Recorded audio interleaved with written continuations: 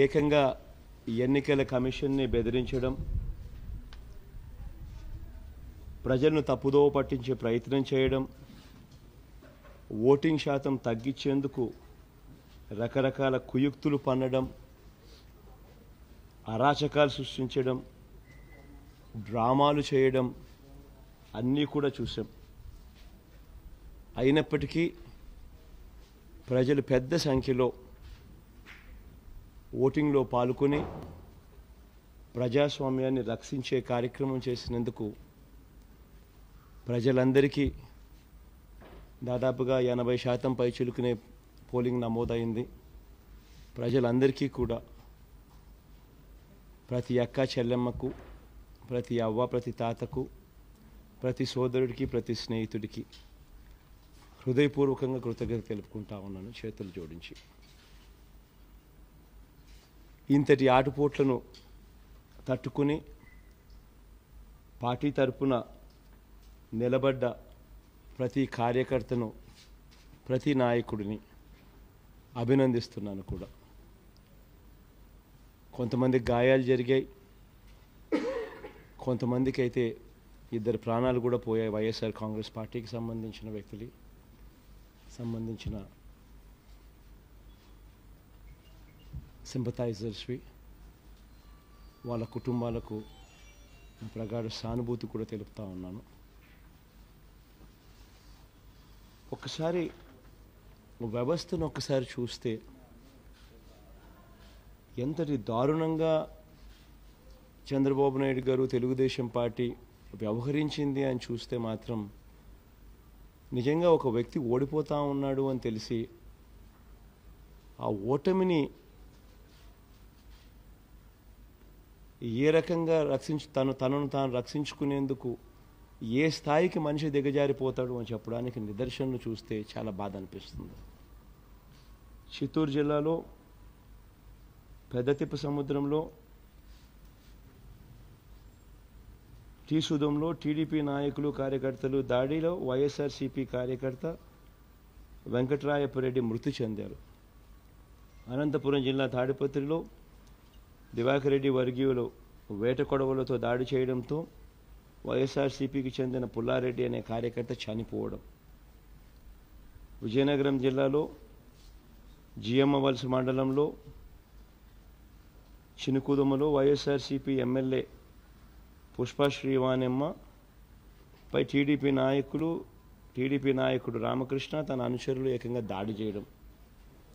Nellore rural నియోజకవర్గంలో RSR school polling కేంద్రం వద్ద ఓటర్లను ప్రలోభపెట్టేందుకు టీడీపీ నేతలు ప్రయత్నిస్తే వారిని వైఎస్ఆర్సీపీ అభ్యర్థి అనిల్ కుమార్ యాదవ్ అడ్డుకోవడంతో ఆయనతో పాటు పార్టీ కార్యకర్తలపై దాడి. గుంటూరు జిల్లా గురజాల్లో వైఎస్ఆర్సీపీ అభ్యర్థి కాసు మహేష్ రెడ్డిపై టీడీపీ కార్యకర్తలు దాడి చేయడం. నర్సరావుపేటలో ఎమ్మెల్యే గోపిరెడ్డి కారును ధ్వంసం చేయడం. చిత్తూరు జిల్లా పూతలపట్టులో వైఎస్ఆర్ కాంగ్రెస్ పార్టీ అభ్యర్థి ఎంఎస్ బాబుపై దాడి చేసి టీడీపీ కార్యకర్తలు ఆయన తీవ్రంగా గాయపరచడం. గుంటూరు జిల్లా చిలకలూరుపేట అయితే మంత్రి పత్తిపాటి పుల్లారావు గారు ఒక పోలింగ్ బూత్లో ఏకంగా సిబ్బందిని కూడా బెదిరించడం కూడా కనిపిస్తూ ఉంది. మంగళగిరిలో మంత్రి నారా లోకేష్ చంద్రబాబు నాయుడు గారి కొడుకు యథేచ్ఛగా ఎన్నికల నియమావళిని ఉల్లంఘించి 10 మంది అనుచరులతో సహా పోలింగ్ బూత్లోకి వెళ్లడం కూడా చూస్తూ ఉన్నాం. గుంటూరులో వేమూరు మండలంలో మేరుగ నాగార్జున మన తరపున అభ్యర్థిపై దాడి. గుంటూరు వేమూరు మండలంలో బూతుమల్లిలో నాగార్జునపై టీడీపీ నేతల దాడిలో కారు అద్దాల ధ్వంసం. ఇన్ని ఘటనలు జరిగాయి. ఎన్నికలు జరగకుండా చూసేందుకు, ఎన్నికల్లో ఓటింగ్ శాతం తగ్గించేందుకు ఎటువంటి అన్యాయమైన కుట్రలు చంద్రబాబు నాయుడు గారు పన్నుతా ఉన్నారు అనే దానికి నిజంగా ముఖ్యమంత్రిగా తాను చేసిన పనికి తాను సిగ్గుతో తలంచుకోవాలి, ఇటువంటి పనులు చేసిన దానికి. But in spite of that, దేవుని దయ వల్ల 80% పైచిలుకు ప్రజలు పోలింగ్లో పాల్గొనడం, బ్రహ్మాండంగా ఓట్లేయడం, ప్రజాస్వామ్యాన్ని కాపాడేందుకు ప్రజలు పెద్ద సంఖ్యలో ముందుకు రావడం, ఇవన్నీ హర్షించదగ్గ విషయాలు. ప్రజలందరికీ కూడా ఇది ప్రజల విజయంగా నేను చెప్తాను. ప్రజలందరికీ కూడా మనస్ఫూర్తిగా మరొకసారి కృతజ్ఞతలు తెలుపుకుంటాను.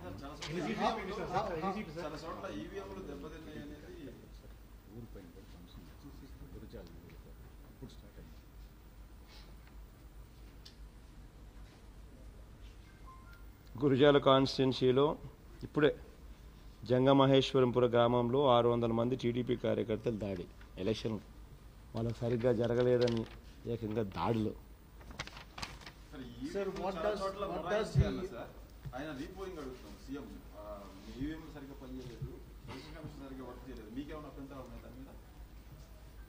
ఒక్కటి నాకు చెప్పండి అన్న, నాకు అర్థం కాదా.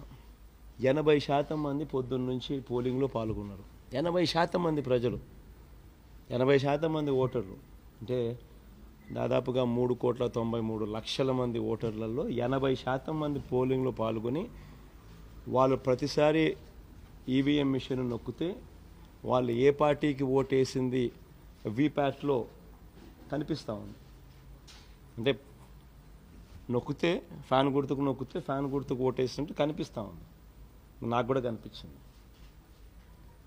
నాలాగే 80% మంది ప్రజలు ఓటేస్తే వాళ్ళు ఏ పార్టీకన్నా ఓటేసిన తర్వాత వాళ్ళకి ఏ పార్టీకి ఓటేసింది వాళ్ళకి కనిపించింది.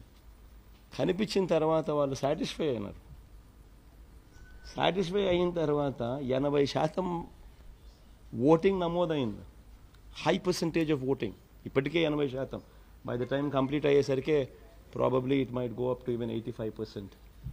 అంటే 85% మంది ఓటింగ్లో ఓటింగ్ చేయడము, అంత పెద్ద సంఖ్యలో వీప్యాట్తో వాళ్ళు వేసిన ఓటును చూసుకోవడము, అన్నీ ఇంత బాగా జరిగినప్పుడు how can anybody even comment anything negative except for the fact that వాళ్ళు ఓడిపోతున్నారు కాబట్టి బుడద జల్లాలా అనే కారణాలు వెతుక్కోవడం తప్పనిచ్చి. Jagan, I'm Sushil Rao from the Times of India. I'd like to ask you, how do you interpret the large turnout and percentage of votes? Large turnout is definitely a positive sign for us. In fact, Chandrababu Naidu's whole intent was to ensure that the polling turnout is reduced. His whole intent was that. In fact, every statement whatsoever he has given was leading towards that. But fortunately, people have understood his play and they have not fallen into his trap, and people have protected democracy themselves.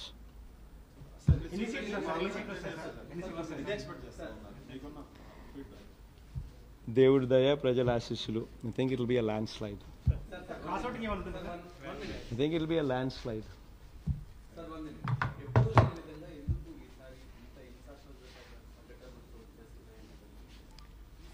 సమస్య ఏంటంటే ఎప్పుడు చంద్రబాబు నాయుడు అనే ఒక రాక్షసుడు ముఖ్యమంత్రిగా ఉన్నాడు కాబట్టి సమస్యలు వస్తూ ఉన్నాయి. There is no other answer for that. If a man is ఓడిపోతున్నాడు అని తెలిసి how can you stoop down to a level like that? ఆ స్థాయికి ఎలక్షన్ కమిషన్ దగ్గరికి పోతాడు, ఆయన బెదిరిస్తాడు. తర్వాత ఈ comments on EVMs, then polling జరగకుండా చూసేందుకు విశ్వ ప్రయత్నం చేస్తూ he gives false statements.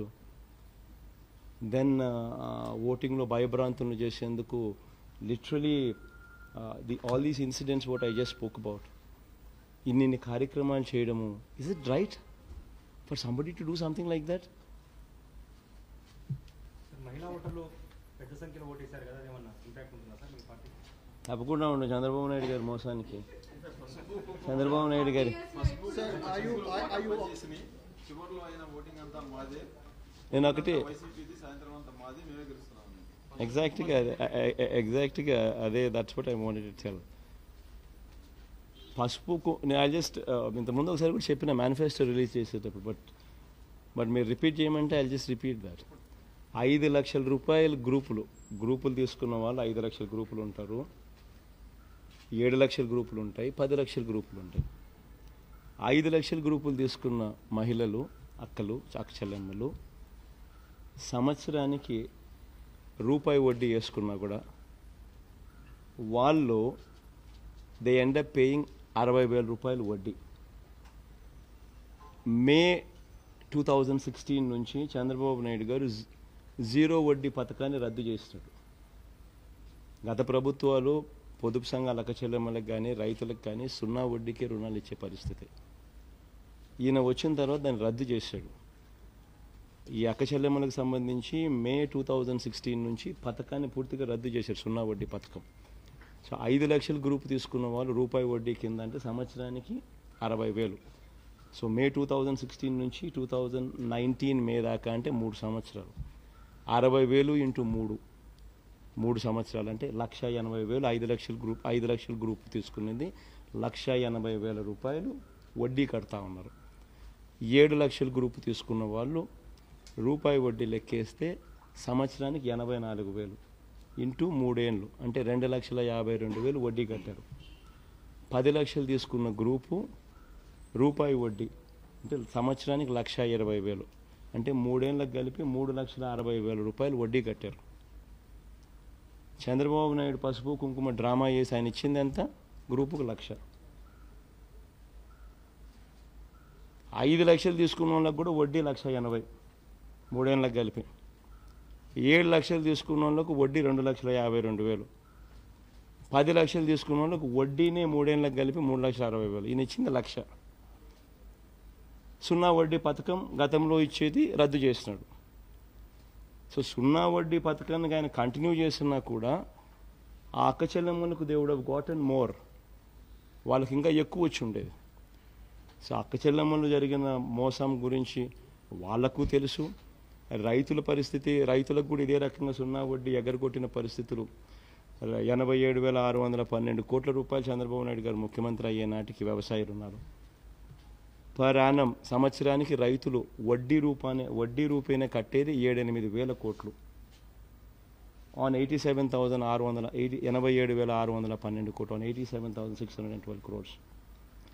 Just the interest component alone is 7,000-8,000 crores per annum. 5 years లో 35,000, 7,000 into 5 years వేసుకున్నా, 8,000 into 5 years వేసుకున్నా 35,000 to 40,000 crores. Farmers ended up paying as interest. ఈయన 0 వడ్డీ పథకం రద్దు చేసినాడు కాబట్టి, గతంలో 0 వడ్డీకే రుణాలు ఇచ్చే పరిస్థితి ఉండేది కాబట్టి. So farmers have seen through it, మహిళలు అక్క చెల్లెమ్మలు have seen through it and they have realised ఏ రకంగా చంద్రబాబు నాయుడు గారు మోసం చేశారని. And I think it will be a landslide. I think అందరూ తెలుసుకున్నారు. దిస్ నో పాయింట్ మీ మళ్ళా ఎక్కువ చెప్పడం కూడా. Chandrababu Naidu in his speeches has also referred to your association with KCR and has made some comments. Would you like to react about that? ఎన్నిసార్లు చెప్పాలని? I think my finishing speech in Tirupati was very conclusively spoken on that. Sir, మీ మైండ్లో positive wave రావడానికి కారణం ఏమనుకుంటున్నారు? Return gift రెడీగా ఉందా? Return gift ఏందమ్మా నాకు అర్థం కాదు. బాబుకి బాబుకు కేసీఆర్ గారికి మధ్య వాళ్ళిద్దరి మధ్య వాళ్ళని అడగాలి కానీ నన్ను అడుగుతారు. But as far as Andhra Pradesh state is concerned, definitely people will teach him a lesson. This is for sure. It's going to be a landslide. Are you already thinking about your date of swearing in? We'll see. God is there. We'll see. Emma? Emma? Will you be campaigning in other states? No, I think I'll chill. I'll take a holiday, I think. Thank you. Thank you.